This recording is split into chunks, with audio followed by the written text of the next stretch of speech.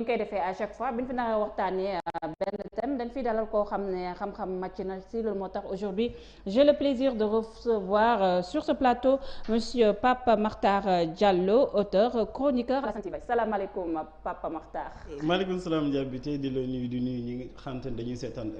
page Sénégal 7 bi. di la jaajëfal aussi ci invitation bi. di rafetlu liggéey bi bu baax a baax. merci beaucoup. Merci à vous les internautes yéen ñu leen topp dañuy suivre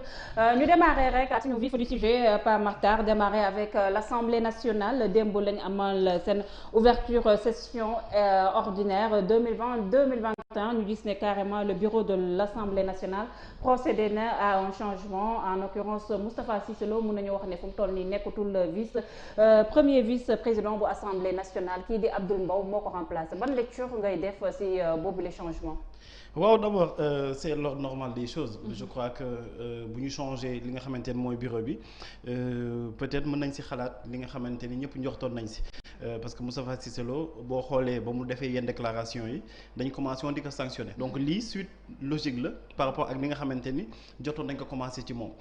parce que à un moment donné il devenait gênant pour le pouvoir xamatuñu woon nuñ koy def toog na ci ay plateau de télé wax ni moom vice-président bi nga xamante ne dañ ko koo def sax président bi du ko consulter te loolu dafa nekk loo xamante ni lu doy waar la bu nekkee vice-président dañ lay tuddee vice-président ngay am ay privilèges te duñ la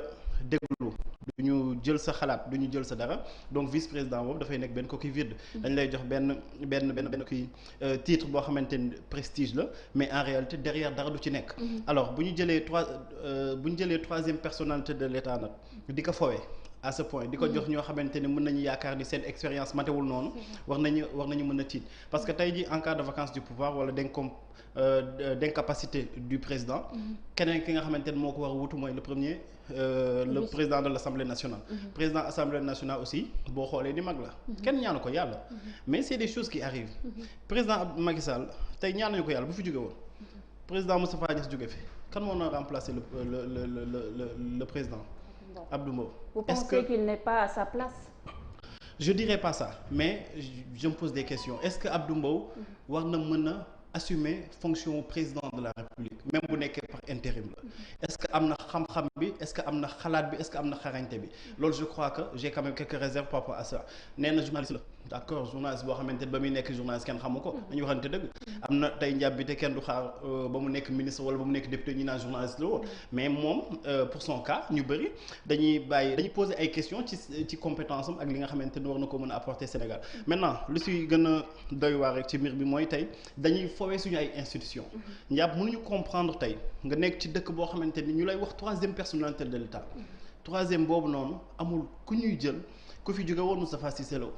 moom dalee toog sax dina naan man jànguma nasaraan ku jàngata nasaraan nañu naroon bàyyi ci réew mi mu nekk suñu troisième personnalité tey ñu jël keneen ki nga xamante ne amul expérience bi amul carrure bi amul charisme bi jël ko teg ko foofu noonu dafay poser problème dafay wane carrément que suñu assemblée bi dafa nirmeelu te nekkul assemblée en réalité depuis muy nekk assemblée ba tey dafay gën a ñuru li nga xamante ne mooy siège un parti politique. donc pour jeu politique bi ba tey dañoo dem raam ak moom dugal ko ci biir assemblée nationale bi nga xam ne fu mu toll nii mun nañoo wax ne moo war rek saytu bépp politique boo xam ne rek dina avancer le réew bi. xam nga bu ñu joxee assemblée bi ay mission comme tey jii njàpp bu ñu la ni woon demal nga auditer benn cabinet wala benn structure doo ko def jàngaloo audit c'est-à-dire nit ki boo ko joxee ay mission te nit ki amul compétence su gérer ses missions ça revient à rien du tout donc assemblée bi bu ñu ko joxee mission contrôler l'action gouvernementale alors que kii contrôler l'action gouvernementale comprendre les enjeux ngay taxaw di dégg assemblée nit di la naan man de mbubb bi ma sol président Macky Sall moo tax ma koy sol donc saa yi ma julee dama koy ñaanal ngay dégg nit taxaw di la naan man de député diw laa député ku jege wala député au pouvoir donc yooyu noonu bu nekkee ci biir assemblée bi nga xamante ne moo waroon nekk normalement la deuxième institution de ce pays assemblée bi nga xamante ne dafa woon représenter li nga xamante ne mooy askan bi bu demee ba nërmeelu na di dugg ci yenn bassesse yeeg yenn mbir yi te assemblée tey kan mooy nawloo ti député ñu jël 1000 litres d'essence di la ko jox carburant wóoroo dëkk bi du problème mu mën da gisoo ci député du problème Covid gisoo ci député non seulement demuñu sensibiliser mais gisuñu leen sax donc dafay poser problème autant d'argent ñuy jël di ko def ci ñi nga xamante ni jaruñuñ ko et puis ana redevabilité bi ils ne sont même pas c'est-à-dire ils ne sentent même pas cette redevabilité envers ñi nga xamante ne ñoom ñoo leen fa teg mais quelque part aussi ñun am nañ ci responsabilité. est-ce que mode de Falline bi aussi waruñ ko xoolaat aussi tamit. waaw mën nañu ni mode de Falline parce que bon. parce que député yi dañuy ñëw ne la man député Macky Sall la wala bu député PDS la. waaw mais mën nañu xoolaat mode de Falline bi mais quel que soit mode bu fi am Ndiab maa ngi koy fiy wax démb ci benn structure Oustaz Alioune Sall nekkoon na ci liste yi pourquoi les gens n'ont pas voté pour lui. ak ñeneen ñoo xamante ni tey jii bu ñu leen tegoon fi nga xamante ni nañu teg par exemple Bougazeli wala ñu teg fa keneen ki nga xamante ni mérité wul doon assemblée mérité wul nekk représentant du peuple bu ñu leen fa tegoon tey jii problème yi du am mais les sénégalais wala quelques sénégalais ñi nga xamante ni ñooy dem di voté ji ñoom boo leen nuwee dem leen voté ji dañuy xool ki nga xamante ni parfois ñoo bokk koñ la ñoo ay mbokk nañu ñoo bokk sëriñ la wala dafa am loo xamante ni dina ma ko jox bu faloo du ñu jël li nga xamante mooy intérêt askan bi jël ko def ko mii seen intérêt mais dañuy jël ay intérêt particulier te loolu boo ci nekkee ci ay mbir yi rek ngay mujjee mooy ay député yoo xamante ni ay député du peuple lañu doon mais duñu doon ay député. ñu desandi ba tey ci assemblée nationale pour saytu ay kàddu yi nga xam ne kii di Moustapha Niasse wax na ko le président de l' assemblée sànq yaa noon waxu mbënd meek yeneen yu si toftal kii di Moustapha Niasse mu ngi xam ne gannaaw ba ko ñenn député yi féetoo foofu lay si PDS interpellé mu ngi xam ne assemblée nationale nekkul cour suprême nekkul conseil constitutionnel du gouvernement aussi est ce que yooyu les kàddu la doon xaar si kii di Moustapha Niasse. Moustapha Niasse lu mu wax jéggal naa ko parce que am na fooy toll ci état bu vie la am na fooy toll xale ngay doon loo wax dañ la koy jéggal mais gis nga xale boobu boo nekkee mag da ngay delluwaat ba nekkaat xale boo xamante ni loo wax dañ la koy jéggal Moustapha Niasse tey jii man je ne crois pas qu'il jouit de toutes ses facultés mentales et psychiques. non c'est pas trop dire en fait c'est-à-dire bu demee ba ni moom du cour suprême du xawma lan ak lan dafa fàtte li nga xamante ne mooy mission assemblée nationale on lui demande pas de faire wala de remplacer des institutions yi nga xamante ne ay juridiction nañu mais assemblée nationale dafa am li nga xamante ne moom lañ tuddee enquête parlementaire enquête kay ku koy def sëñ bi buñ la santee ni la def nañ autant de milliards ci li nga xamante mooy inondation yi te boobu ba tey gisuñu ci résultat mais ay na yowén sénégalais yi ni defal enquête parlementaire nga ni da ngay ubbi benn xawma lan information pare ci ñu wax la nga naan ay da ngay kii c'est-à-dire que dafa commencé di naax te malheureusement son âge aussi c'est mën nañ ko pardonner. mais est-ce que nekkul aussi c'était une manière de dire que nit yi neen rabattre aussi ci justice bi aussi bien vrai que assemblée nationale dafa war a nekk benn avant-gardiste boo xam ne pour les politiques xam fu ñu teg seen tànk aussi mais aussi mënut a jouer aussi rôle de la justice quand même aussi. waaw non xam nga waxuñu ko ba tey mu jouer li nga xamante ne mooy rôle de la justice. mais ñu fàttali ko rek. Ousmane Sonko ba mu fi amee ay ba mu fi soulevé woon benn polémique. te ça fait maintenant 1 an tey jii je crois ñu déposé woon plainte Mamour Diallo déposé woon plainte contre Ousmane Sonko tey 1 an après ba tey kenn xamagul ba tey 94 milliards yi dëgg la am du dëgg Ousmane Sonko dafa tooñ wala tooñul Mamour dafa détourné wala détourné wul ba ñu nekkee ci situation boobu assemblée bi dafa saisir boppam ni dañuy def li nga xamante ne mooy enquête parlementaire ba génn seen rapport ñëw seetal ki nga xamante ne mooy Mamour Diallo. mais ñoom benn période boobu pourtant ils se sont substitués à la place de la justice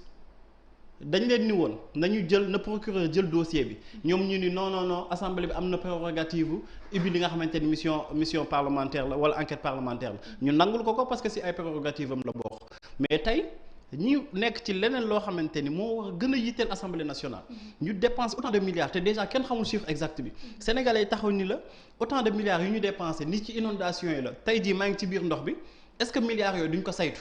est-ce que duñu wax nangami milliards la wala nangami milliards la bu nekkee dañ koo gas def ko ay tiwa nañuy wax tiwa yi fan la nekk nañuy wax état d'avancement des travaux bu nekkee pare nañ aussi nañu defal le bilan d'état mais loolu xanaa kay loolu bu ko assemblée mënatul assemblée war na mën a tas bu ñu mënul contrôle l'action gouvernementale assemblée mën na tas parce que déjà vu que amatul gouvernement amatul premier ministre boo xamante ni dafa doon dem foofu di leen rendre compte ak yooyu yëpp amatul benn njëriñ ñi am assemblée boo xamante mënut a li nga xamante ni mooy rôle am bu gën a minimum. bu ko mënut a assurer loolu ça veut dire que assemblée amatul benn njëriñ. balaa ñu génn ci assemblée nationale nañ taxaw tuuti ci l'affaire du député Aliou Dembourou Sow ban lecture ngay def ci loolu ak taxawaayu assemblée nationale mu ci am. outré te profondément parce que xam nga dégg ay nit. ñun la ñii ñooy représentants du peuple et c'est malheureux xam nga tey jii boo amee doom di ko yar nga bëgg ko jàngal ay valeurs mun la papa de dégg naa député bi di wax lii di naan nañu jël ay jaasi duma ñi nga xamante ni dañuy bañ troisième mandat maanaam ñu ne ci yoon nañu jël ay jaasi rey leen ñu newul ci yoon ñooy santaane loolu ñu ne ci yoon. Assane Diouf la dernière fois fi laa ko doon waxee ci plateau bi pour moins que ça mi ngi croupir en prison rangu ay silib lay wane ay xottu taat mi ngi ci prison bi ku taxaw jël ni dañ jël ay jaasi fekk askan fekk Sénégal ay nit ñoo xamante ni d'égale dignité ak le président de la République ni nañ jël ay jaasi dóor leen ko ba noppi ñu koy wax mu koy naan dafa assumer ses propos di wane que sérieusement boo bëggee sax tey ji nekk ci lu mu tudd immunité parlementaire bu ñuy wax soxlootul ngay nekk député mais na nga wut carte Benno Bokk Yaakaar parce que tey jii képp ku yor carte Benno Bokk Yaakaar bu gazelle lan moo génne ci kaso bi alors que ñaata sénégalais Thione Seck suñu papa ji ñaata mois la tëdd kaso balaa muy génn bu gazelle def fa sax 3 mois ñu tafal dossier am génn ko mi ngi këram ba sañ toog di naan day conférence de presse di naan day laajte mairie. mais l'APR génne na benn communiqué aussi pour sanctionner aussi. On demande pas ay communiqué parce que ba fi Moustapha Diakhaté waxee dañ koo sanctionné génne ko ci seen structure yi. te Moustapha Diakhaté dafa léger non seulement dafa léger mais yabaate sax lay wuyu lay gënuñu ko Moustapha Diakhaté saagawul kenn moom xalaatam la wax ci 3e mandat Moussa Diop mu ñu mujjee dàq ci Dakar Dem Dikk saagawul kenn xalaatam la wax. L'autre ki nga xamante moo nekkoon Sénégal Sori Kaba Sénégal de l'extérieur xalaatam la wax te loo xamante ni ñëpp loolu lañ d'accord que président Macky Sall sax li mu wax la ñooñu répété ñooñu sanctionné leen alors kii taxaw ni di def li nga xamante ni mooy apologie violence ak crime benn sanction xaaru ko fekk ko si dafay poser problème day wane que ni Sénégal tey ji boo bëggee def lu la neex dara du la ci fekk mel ni Penda Ba di saaga ndey ay askan di def lu la neex te dara du la ci fekk da ngay yor carte membre APR wala Benno Bokk Yaakaar tant que yaa ngi ci ñoom lu la neex nga def mu nga toog ci plateau télé saaga ku la neex wax lu la neex mais bu nekkee da nga nekk ci ku jege wala ñu lay njoxti da nga nekk ci ku jege yàlla boo jege Ousmane Sonko na